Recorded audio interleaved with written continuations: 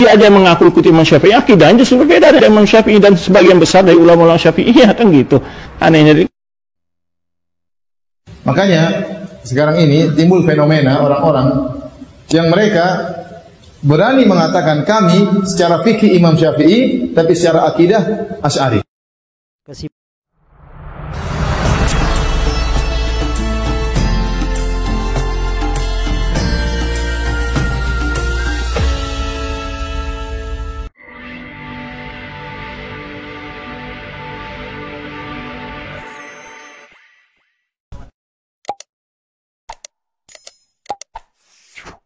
Akidah Imam Syafi'i radhiyallahu an dan kebohongan Salafi Wahabi. Ya kita sudah bahas kan, dia ada yang mengaku ikuti Imam Syafi'i, akidahnya justru berbeda dari Imam Syafi'i dan sebagian besar dari ulama-ulama Syafi'iyah kan gitu. Anehnya. Makanya sekarang ini timbul fenomena orang-orang yang mereka berani mengatakan kami secara fikih Imam Syafi'i, tapi secara akidah Asy'ari. Kesimpulan dari perkataan Salafi Wahabi, umat Islam yang mengikuti mazhab Imam Syafi'i radhiyallahu an dalam bidang fikih, akidah mereka berbeda dengan beliau. Akidah orang-orang Salafi Wahabi mengikuti Al-Imam Asy-Syafi'i radhiyallahu an. Tentu saja hal tersebut merupakan kebohongan dan kebodohan Salafi Wahabi. Justru akidah mayoritas umat Islam dari 4 mazhab sama dengan akidah Al-Imam Asy-Syafi'i dan ulama salaf yang lain radhiyallahu anhum. Akidah Imam Asy-Syafi'i radhiyallahu an menolak tauhid al-asma' was sifat Salafi Wahabi. Keyakinan mendasar setiap muslim, Allah itu maha sempurna secara mutlak, maha suci dari segala kekurangan, tidak menyerupai apapun di antara makhluknya, tidak butuh pada apapun, dan apa saja di alam jagat raya ini pasti butuh kepada Allah. Demikian keyakinan yang ditegaskan dalam Al-Quran, hadis, dan dalil rasional. Dalam Al-Quran dan hadis terdapat nas-nas mutasyabihat, tidak jelas atau serupa yang berkaitan dengan sifat-sifat Allah. Nas-nas tersebut apabila diartikan secara literal atau zahir akan mengesankan kekurangan bagi Allah, seperti serupa dengan makhluk dan butuh pada sesuatu. Oleh karena apabila nas-nas tersebut diartikan secara zahir atau literal mengesankan kekurangan bagi Allah, sedangkan Allah itu maha sempurna secara mutlak, maka para ulama Ahlus Sunnah wal Jamaah dalam memahami nas-nas tersebut mengikuti salah satu dari 2 pendekatan, yaitu tafwid dan takwil. Tafwid artinya menerima dan mengimani nas tersebut serta menyerahkan arti yang sebenarnya kepada Allah dengan tanpa tasybih, menyerupakan Allah dengan makhluk, dan tanpa takyif, menetapkan cara dan keadaan. Sedangkan takwil artinya menerima dan mengimani nas tersebut serta membawanya pada pengertian yang benar menurut bahasa dan tidak bertentangan dengan tauhid. Sementara Salafi Wahabi mengartikan nas-nas mutasyabihat tersebut dengan hakikat arti literal atau zahirnya, sehingga melahirkan konsep tasybih, menyerupakan Allah dengan makhluk, dan tajsim, menjasmanikan Allah. Konsep ini mereka namakan dengan tauhid al-asma' was sifat. Dengan konsep tauhid al-asma' was sifat ini, Salafi Wahabi membid'ahkan dan menyesatkan konsep tafwid dan takwil yang berlangsung sejak generasi salaf yang saleh. Dalam konteks ini, tentu saja Al-Imam Asy-Syafi'i radhiyallahu an mengikuti pendekatan tafwid dan takwil. Demikian ini bisa dilihat dengan memperhatikan kitab-kitab beliau dan riwayat-riwayat tentang penafsiran beliau terhadap ayat-ayat Al-Quran, hadis sebagai berikut ini. Pendekatan tafwid Al-Imam Asy-Syafi'i radhiyallahu an dalam kitab beliau Ar-Risalah, di bagian muqaddimah beliau berkata, "Wala yablughul wasifuna kunha 'azmatihi alladhi huwa kama wasafa nafsahu wa fawqa ma yasifuhu bihi khalquhu." Orang-orang yang menyifatinya tidak akan sampai pada hakikat keagungannya, di mana dia seperti yang telah menyifati zatnya dan di atas apa yang disifati oleh makhluknya. Maksudnya, siapapun tidak akan mampu mencapai hakikat keagungan Allah, dan Allah masih di atas apa yang disifatkan oleh makhluknya. Ini namanya penyerahan diri kepada Allah tentang hakikat dan sifat Allah yang sebenarnya. Hal ini merupakan isyarat terhadap konsep tauhid. Dalam kitab Al-I'tiqad wal Hidayah ila Sabilir Rasyad, Imam Al-Baihaqi mengutip perkataan Imam Asy-Syafi'i, la yuqalu lil asli lima wala kaifa. Al-Quran dan Sunnah tidak bisa ditanya mengapa dan bagaimana. Ini sebagai isyarat terhadap konsep tauhid. Juga di dalam kitab Al-Asma' was Sifat, Imam Al-Baihaqi menjelaskan bahwa pendekatan tauhid adalah mazhab Imam Asy-Syafi'i dan Ahmad bin Hanbal radhiyallahu anhuma. Kemudian manhaj ta'wil Al-Imam Asy-Syafi'i radhiyallahu an. Di dalam kitab Ar-Risalah halaman 125, Al-Imam Asy-Syafi'i berkata, wa anna fitratahu ay yukhatiba bisyai'i minhu zahiran yu'rafu fi siyaqihi annahu yuradu bihi ghairu zahirihi. Karakter bahasa Arab membicarakan sesuatu secara zahir, literal, tetapi yang diketahui dari redaksinya bahwa yang dikehendaki sebenarnya adalah arti lain yang tidak zahir. Pernyataan tersebut sebagai isyarat terhadap kaedah takwil, yaitu lafaz zahir literal tetapi dibawa pada arti lain yang tidak zahir. Dan kaedah ini benar-benar diterapkan oleh Al-Imam Asy-Syafi'i di dalam berijtihad, baik menyangkut usul akidah maupun menyangkut furu'.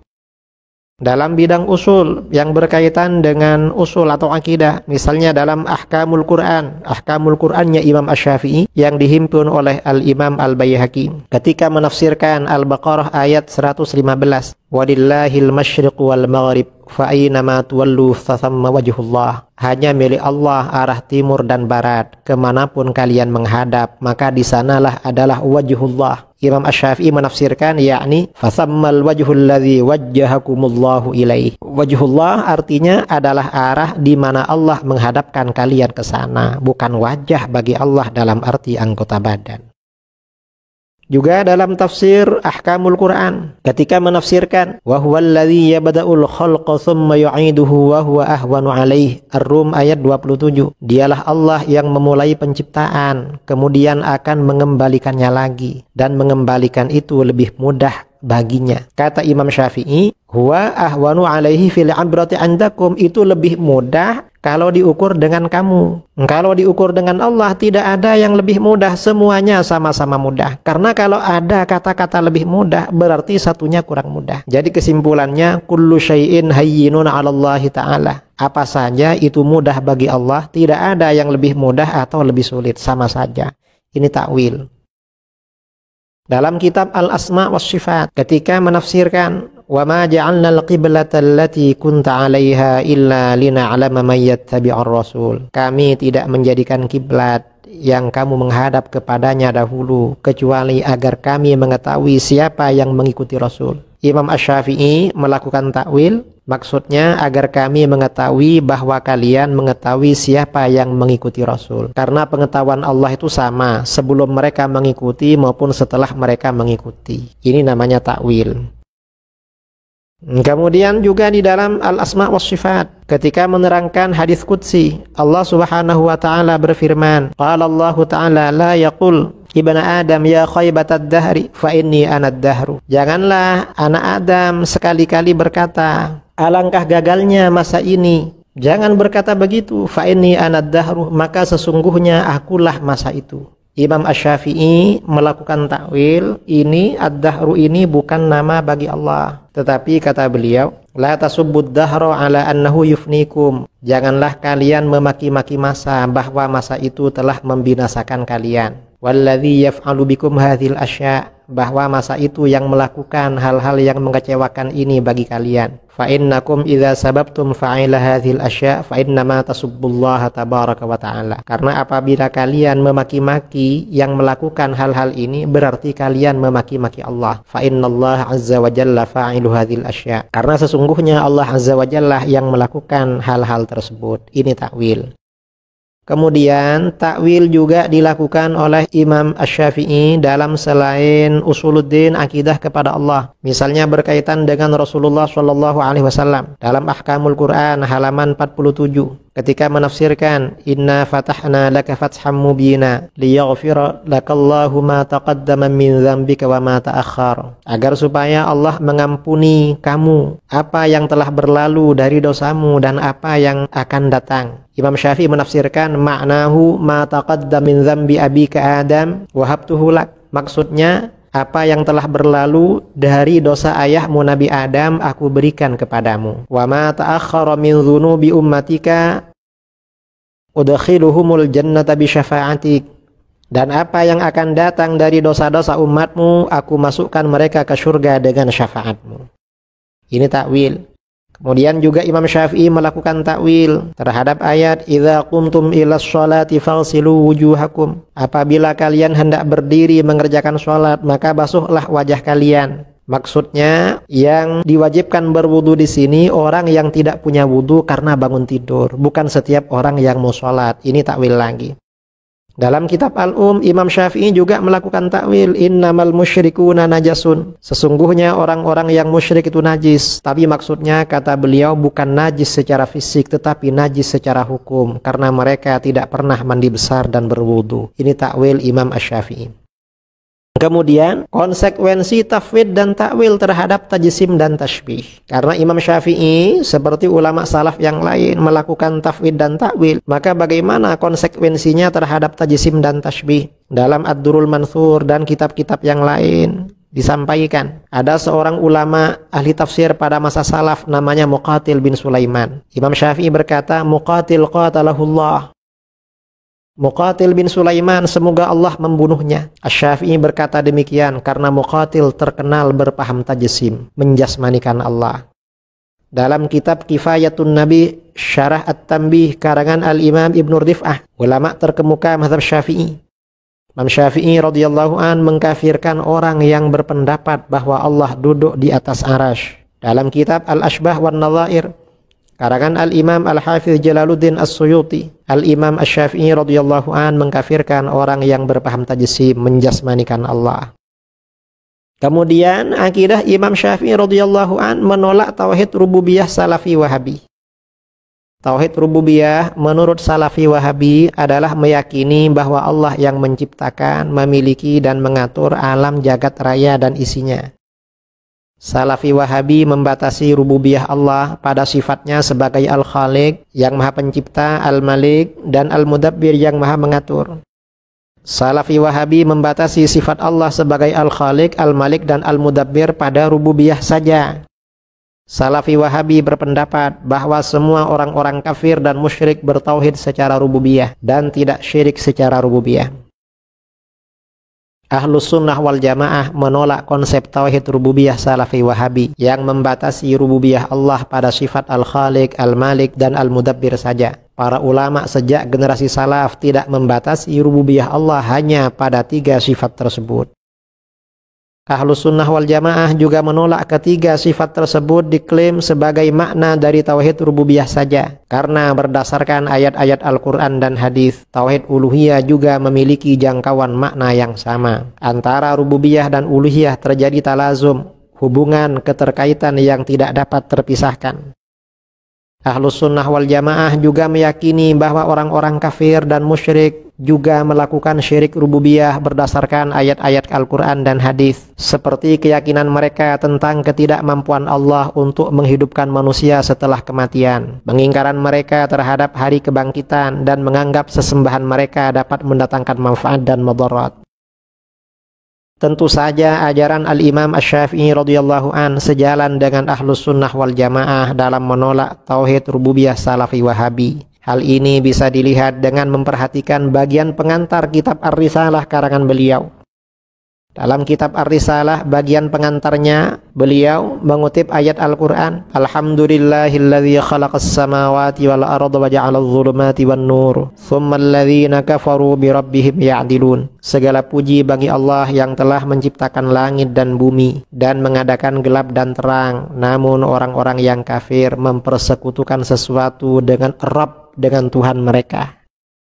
Ayat di atas yang dikutip oleh Imam Syafi'i menjelaskan bahwa orang-orang kafir itu syirik rububiyah. Padahal menurut Salafi Wahabi, orang-orang kafir pasti bertauhid rububiyah, tidak ada yang syirik rububiyah. Ini berarti Imam Syafi'i berbeda dengan mereka. Dan ini diterapkan oleh Imam Syafi'i di dalam kitab Ar-Risalah. Pada halaman berikutnya, ketika menjelaskan dua jenis orang kafir, yang pertama adalah orang-orang Yahudi dan Nasara atau Ahlul Kitab yang merubah hukum-hukum Allah dan kafir kepada Allah. Kemudian yang kedua, kelompok yang kedua, orang-orang yang kafir kepada Allah, yaitu orang-orang yang membuat-buat agama baru, menyembah batu, kayu, dan lain sebagainya. Ini tidak ada yang dikatakan oleh beliau Imam Syafi'i bahwa mereka bertauhid secara rububiyah. Mereka semuanya adalah kafir. Kemudian akidah Imam Syafi'i radhiyallahu an menolak tauhid uluhiyah Salafi Wahabi. Tauhid uluhiyah menurut Salafi Wahabi adalah mengesahkan Allah dengan beribadah hanya kepadanya. Menurut Salafi Wahabi, mengesahkan Allah dengan beribadah hanya kepadanya adalah makna khusus tauhid uluhiyah. Salafi Wahabi mengartikan praktek ibadah lebih luas daripada arti dan praktek ibadah yang terdapat dalam syariat Islam sejak generasi salaf yang soleh, sehingga mereka melarang praktek-praktek tawassul, istighatsah, dan tabarruk. Ahlus Sunnah wal Jamaah menolak klaim Wahabi bahwa pengesaan Allah dengan beribadah merupakan arti khusus tauhid uluhiyah. Karena dalam Al-Quran dan Sunnah, tauhid rububiyah juga memiliki jangkauan arti yang sama.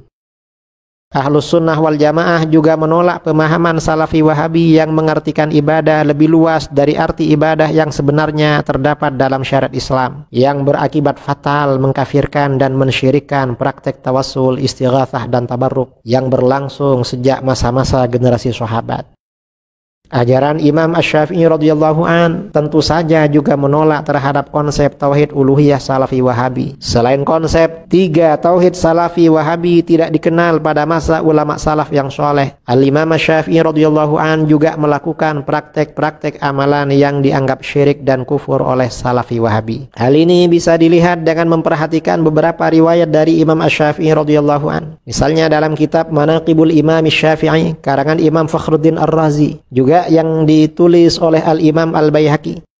Al-Imam Asy-Syafi'i radhiyallahu an bertawassul dengan Ahlul Bait. Beliau berkata, "Alun nabiyyi dzari'ati wa humu ilaika wasilati arju bi an u'ta ghadan biyadil yamini sahifati." Keluarga Nabi adalah perantaraku, merekalah wasilahku kepadamu. Esok hari aku berharap pemberian catatan amalku melalui tangan kananku. Al-Imam Asy-Syafi'i radhiyallahu an bertabarruk dengan orang soleh. Dalam kitab Tarikh Baghdad karangan Al-Imam Al-Hafiz Al-Khatib Al-Baghdadi, juz 1 halaman 123.